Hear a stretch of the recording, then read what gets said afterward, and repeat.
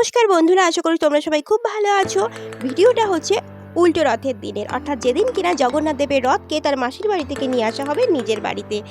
আর উল্টো রথের দিন যেহেতু বৃষ্টি হচ্ছে, তাই আমরা অল্প কজন মিলেই যাচ্ছি। দেখো, আমার হাত থেকে ছাতা সরাতে পারছি না, কারণ বৃষ্টি হচ্ছিল ঝাঁকে ঝাঁকে। যেই বৃষ্টি একটু থেমেছে, তাই কিন্তু আমরা বেরিয়ে পড়েছি রথটাকে আনতে। আর বেশি লোকজনও আজকে আমাদের সাথে আসেনি।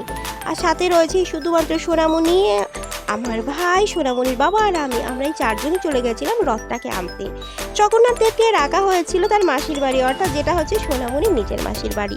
তো ওখানে কিন্তু 7 দিন এই রথটাকে রাখা হয়েছিল। এই দেখো, 7 দিন ধরে রথটাকে এখানে রেখে পুজো করা হয়েছে।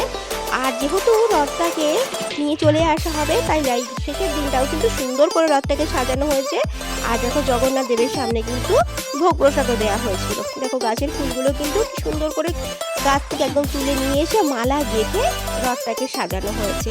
বৃষ্টি না হলে হয়তো আরও লোকজন আসতো, যেরকম আমাদের সোজা রথের দিন কিন্তু অনেক লোকজন এসেছিল। কিন্তু উল্টো রথের দিন আর তেমনটা হলো না, কারণ বৃষ্টি আসছে। যারা আসছিল তারা সবাই ছোট ছোট বাচ্চা ছিল, তাই ওদেরকে সাথে আনার আমরা রিস্ক নিইনি। তো দেখো, রথটাকে এখন ওখান থেকে পাড়া হচ্ছে। আর এই যে রথটাকে এবার নিয়ে যাওয়া হবে। এই যে লাস্ট মোমেন্ট নিয়ে যাওয়ার সময় এখানে একটুখানি ওই পুজো দিয়ে আর একটু খুচরো পয়সা দিয়ে তারপর কিন্তু রথটাকে নিয়ে যাওয়া হয়, এটাই নিয়ম। আর সোনামণিদের বাড়ি থেকে সোনামণির মাসির বাড়ির দূরত্বটা একদম একদম পাশে নয়, একটু দূরে। তাই আমরা তাড়াতাড়ি চলে এসেছিলাম। আর যেখানে যেখানে দেখো রাস্তা উঁচু নিচু রয়েছে, সেখানে কিন্তু রথটাকে উঁচু করেই নিয়ে যেতে হচ্ছে। আর কাদাও রয়েছে, তো কাদা টাদা বাঁচিয়ে রথটাকে নিয়ে যাওয়া হচ্ছে। দেখো, সোনামণি কি সুন্দর ঘন্টা বাজাতে বাজাতে যাচ্ছে। আর রাস্তায় আমাদের রথটা যেতে যেতে যারা দেখছিল, পাশ দিয়ে যাচ্ছিল, তারা কিন্তু সবাই প্রণাম করে চলে যাচ্ছিল। আর এটা দেখো, একটা কোলপাড় বলা হয় জায়গাটাকে, নিচে ভীষণ কাদা, তাই রথটাকে এইভাবে তুলে নিয়ে যাওয়া হচ্ছে।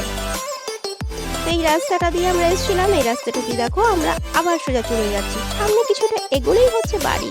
দেখো, দেখতে দেখতে কিন্তু আমরা বাড়িতেও চলে এসেছি, মানে এটা হচ্ছে সোনামণিদের বাড়ি। তো এখানেই কিন্তু রথটা সারা বছর থাকবে। আবার হয়তো পরের বছর রথের সময় রথটা আবার তার মাসির বাড়িতে যাবে। তো যাই হোক, আজকে আমাদের এই ছোট্ট মিনি ব্লগটা তোমাদের কেমন লাগলো জানিও। আর এই দেখো, ওখানে কিন্তু সুন্দর সন্ধে মালতী ফুলও ফুটে আছে। এই যে সোনামণিদের বাড়ি। আর দেখো, রাস্তাঘাট দেখলেই বুঝতে পারো ভীষণ কাদা। তো যাই হোক, ভালো থেকো, সুস্থ থেকো, টাটা।